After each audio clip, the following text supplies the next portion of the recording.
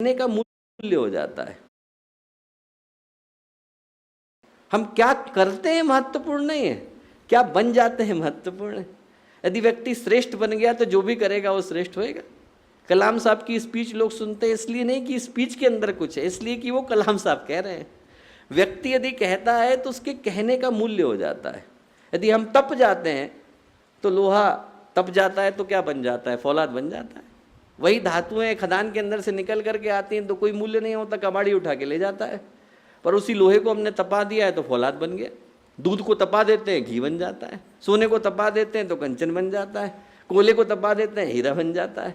उस तपने के बाद चीज़ की गुणवत्ता और मूल्य बढ़ जाती है।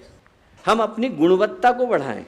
हम हमारे अंदर वो ISO का स्टैंडर्ड लगा करके अपने आप को आगे लेके चल रहे हैं कि साहब इस व्यक्ति का स्टैंडर्ड थोड़ा बढ़ गया है, इसके अंदर का व्यक्तित्व तो तप गया है, इसके अंदर अब वही वाली लोहे की नहीं रह गई है, इसके अंदर अब जो है इस्पात आ गया है, इसके अंदर जो है अच्छे से स्टील आ गया है, इस व्यक्ति के अंदर व्यक्तित्व के अंदर वजन आ गया है। और वो आता है यदि व्यक्ति नवरात्रि की ऊर्जा को गंभीरता के साथ धारण कर पाने की स्थिति में होता है। यदि हम लोग हीरा बन जाते हैं दोस्तों तो जौहरी अपने आप हमें ढूंढ लेता है। जौहरी को ढूंढने के लिए कहीं जाना पड़ता नहीं। व्यक्ति को मूल्य को बढ़ाने की आवश्यकता है। एक प्यारी कथा आती है, भारत में बड़े प्रसिद्ध संत हुए, उनके यहाँ पर अनेकों लोग आते थे उनका शिष्य बनने के लिए। तो उनका एक शिष्य था, उसका नाम था श्रीधर। उनने श्रीधर को, और श्रीधर क्या करता था, घर में झाड़ू लगाता था। तो उनने जो है झाड़ू लगाने वाले श्रीधर को अपना वो बनाया उत्तराधिकारी। लोगों को लगा कि अरे साहब क्या गलती हो गई। 20 साल के बाद वही श्रीधर वेदांत के सबसे बड़े आचार्यों में गिने गए, श्रीधर आचार्य कहलाए। तो श्रीधराचार्य अपने गुरु के पास गए, चरणों में झुके, बोले कि साहब आपने मेरे अंदर ऐसा क्या देखा जो आपने मेरे को इतनी बड़ी जिम्मेवारी दी। उनके गुरु थे, उनने उनको एक हीरा दिया। बोले एक काम कर बेटा, तो बाज़ार में जा, लोहे वाले से इसका दाम पूछना, सब्जी वाले से पूछना, कपड़े वाले से पूछना और जौहरी से पूछना, फिर मुझे आके बताना। गया वो, लौट के आया, क्या बोला? बोले लोहे वाला तो 10 रुपये दे रहा था, सब्जी वाला 15 रुपये दे रहा था, कपड़े वाले ने 20 रुपये दिए। जौहरी ने क्या कहा? जौहरी ने कहा दुकान भी बिक जाएगी तब भी इसका मूल्य नहीं दे सकता हूँ। बोले बेटा हीरे को देखने के लिए जौहरी होना जरूरी है। आप हीरे बन जाते हैं तो कहीं ना कहीं से जौहरी आपको ढूंढने के लिए आ जाता है। व्यक्ति के अंदर हीरा बनने की योग्यता होनी चाहिए। जब आचार्य शंकर थे, उनके न जाने कितने शिष्य थे। आप सोचो आचार्य शंकर से बड़ा तो कोई भी नहीं रहा होगा, और उनके शिष्यों में अनेकों थे। उनके शिष्यों में से एक कौन थे? सनंदन। कपड़े धोते थे और उनका सब घर की सफाई किया करते थे। तो आचार्य शंकर ने कहा जोशी मठ में, यहाँ से ज़्यादा दूर की घटना नहीं है, वहाँ पर उनने कहा कि देखो भगवान की स्तुति करनी चाहिए, करनी है, परीक्षा आज के दिन में उत्तराधिकारी बनाने जा रहा हूँ। बोले उत्तराधिकारी बनने के लिए एक ही योग्यता चाहिए, क्या? त्रोटक छंद के अंदर आप भगवान की स्तुति को करो। सबसे कठिन छंद माना जाता है। सारे के सारे लोगों ने बहुत प्रयत्न किया। आचार्य शंकर बोले रुक जाओ, अभी सनंदन नहीं आया है। तो सब बोले सनंदन आके क्या करेगा, वो तो कपड़े धो रहा है, गंगा जी के किनारे बैठा है, वो आ भी गया तो क्या कर लेगा, उसको कौन सा, उसको त्रोटक तो बोलना भी नहीं आता। वो आए, आने के बाद गुरु ने कहा, अब चूंकि गुरु ने कहा तो उन्होंने कहा गुरुदेव का आदेश है तो मुझको बोलना पड़ेगा। उनने भगवान का ध्यान किया कि मुझे तो त्रोटक छंद आता नहीं, आप ही आशीर्वाद दीजिए। उनके मुंह से त्रोटक छंद में ऐसी स्तुति निकली जिसको वैराग्य की, वेदांत की सबसे अप्रतिम स्तुति कहा जाता है। उसके बाद से नाम पड़ा त्रोटकाचार्य। ये निकल गया तब भी लोगों को भरोसा नहीं हुआ। उनको लगा हो सकता है कि यार शंकराचार्य ने ही, स्वयं गुरु ने कुछ इनको वो दे दिया हो, विशेष ज्ञान दे दिया हो।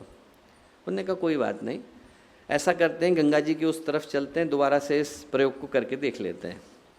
तो सारे के सारे लोग जो है गंगा जी के उधर जाने लगे। गंगा जी में बाढ़ थी, जोशी मठ में वैसे ही गंगा जी का प्रबल प्रवाह है। तो बोले कि जाने के लिए तो वहाँ तक जाना पड़ेगा, कोटेश्वर तक, वहाँ से ही नदी हम लोग पार कर पाएंगे। तो बोले नहीं, सीधे जाना है उस तरफ, सीधे कौन चल सकता है। तो अब सीधे कौन चलेगा, सबके चेहरे थोड़े से उतर गए, सीधे कैसे जाएंगे गंगा जी के अंदर। सनंदन ने कहा अरे गुरु का आदेश है, जाना है, चल दिए। जहाँ जहाँ पैर रखते वहाँ पर गंगा जी के अंदर से कमल निकल आते।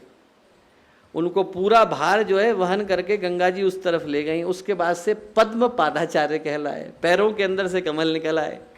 तो यदि व्यक्ति के अंदर योग्यता होती है तो मुंह से त्रोटक छंद भी निकलता है और पैरों के नीचे कमल भी निकलता है।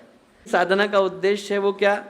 उन प्रारब्ध कर्मों को दग्ध करना जो अभी तक फलित नहीं हुए, जो स्वरूप पाने वाले हैं, उन सारे बीजों को पहले ही जला देना।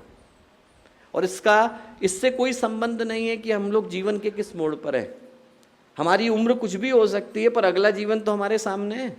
आज जिन चीज़ों को हम दग्ध करने जा रहे हैं वो अनंत यात्रा में, आत्मा की अनंत जन्मों की श्रृंखला की यात्रा में कभी न कभी तो स्वरूप पाने वाले हैं।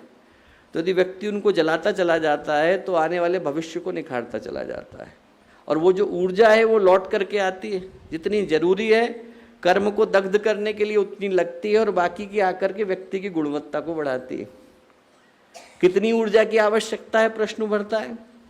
तो कुछ बीमारियां तो ऐसी हैं दोस्तों जिनके लिए आप 2 दिन गोली खाओ ठीक हो जाते हैं, और कुछ ऐसी हैं कि आदमी को ज़िंदगी भर खानी पड़ती हैं। डायबिटीज़ है, ब्लड प्रेशर है, लिपिड की बीमारी है, अब ज़िंदगी भर गोली खानी पड़ेंगी।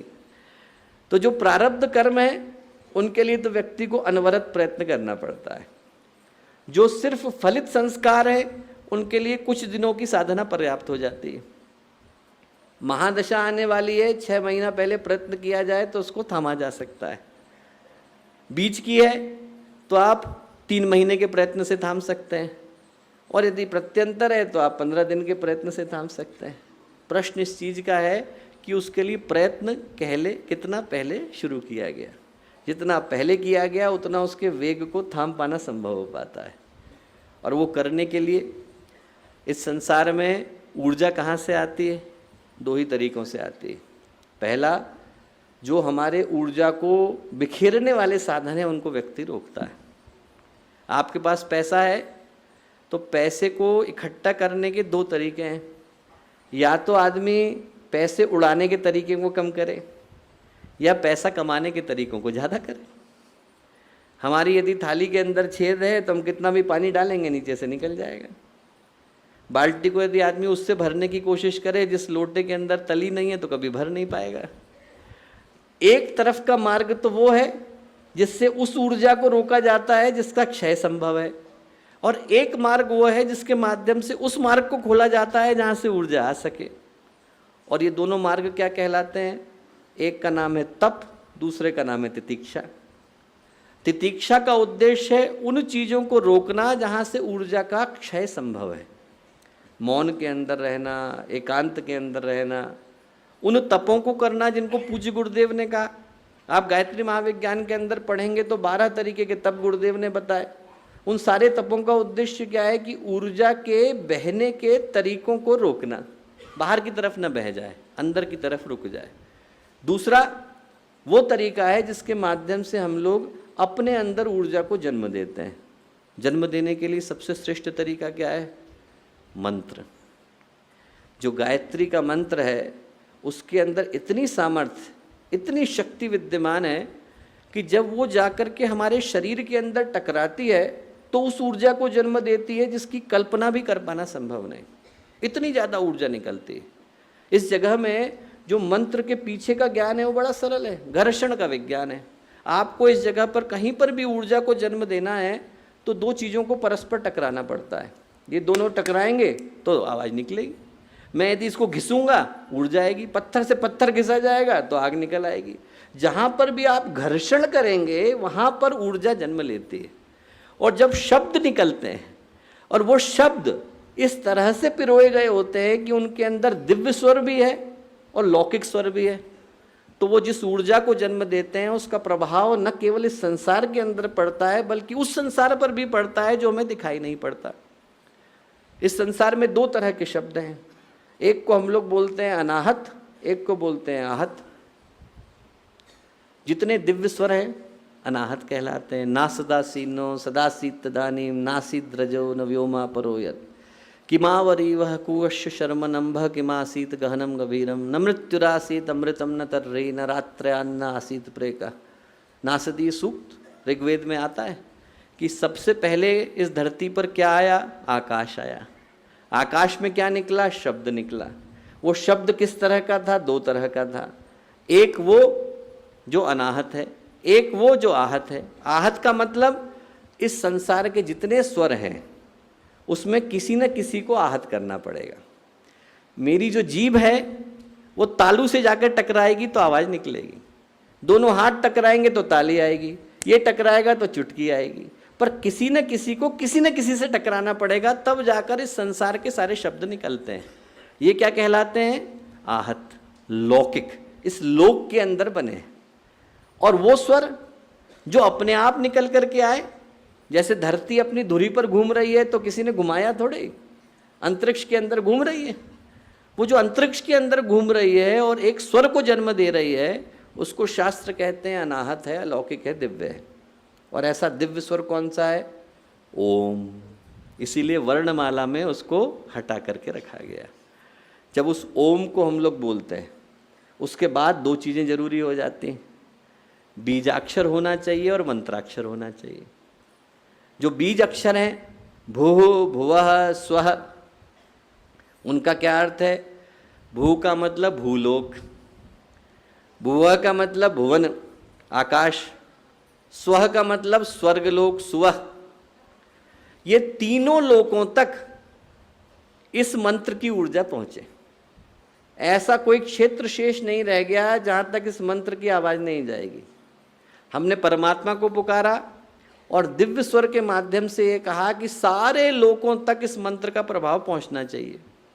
फिर लौकिक स्वर आते हैं, तत्सवितुर्वरेण्यम भर्गो देवस्य धीमहि धियो यो नः प्रचोदयात्। और ये जो लौकिक स्वर हैं वो ऋषि के द्वारा देखे गए, विश्वामित्र के सामने घटे, धरती पर अवतरित हुए, वैदिक ज्ञान को लेकर के आए। ऋषियों ने लिखा नहीं, ऋषियों के सामने इनका अनावरण हुआ, पर्दा खुल गया, सत्य प्रकट हो गया, उद्घाटित हो गया और वहाँ से आया। अब जब ये शब्द हमारे मुंह से निकलते हैं, शब्द ने जन्म लिया तो क्या होता है? शरीर से ऊर्जा निकलती है। जैसे ही ये टकराएंगे तो यहाँ से तरंगे निकलेंगी, तरंगे निकलेंगी तो कहाँ जाके टकराएंगी? पहला तो शरीर की ग्रंथियों में टकराएंगी, थायराइड में टकराएंगी, पीनियल में टकराएंगी, पिट्यूटरी में टकराएंगी, लिवर में टकराएंगी, एब्डोमेन में टकराएंगी। जहाँ टकराएंगी वहाँ पर क्या करेंगी? ऊर्जा को जन्म देंगी। इसलिए जो शब्द के लिए स्वर है वो क्या कहा जाता है? अक्षर। क्षर का मतलब जिसकी मृत्यु हो जाती हो, अ का मतलब जिसकी कभी ना होती हो। एक बार मुंह से निकल गया शब्द है, इसको आप वापस नहीं ला सकते। अब ये घूम रहा है। वो गायत्री मंत्र जो हजारों साल पहले कहा गया, लाखों साल पहले कहा गया, आपके लिए अभी भी इस क्षण नया ही है। जो गीता के स्वर हैं हजारों साल पहले कहे गए, आप सुबह कहोगे आपको लगेगा कि अभी कहे जा रहे हैं, क्योंकि वो शब्द नष्ट होता नहीं, अविनाशी है। और वो जो शब्द प्रवाहित होता है, प्रसारित होता है, तो जाकर शरीर की ग्रंथियों से टकराता है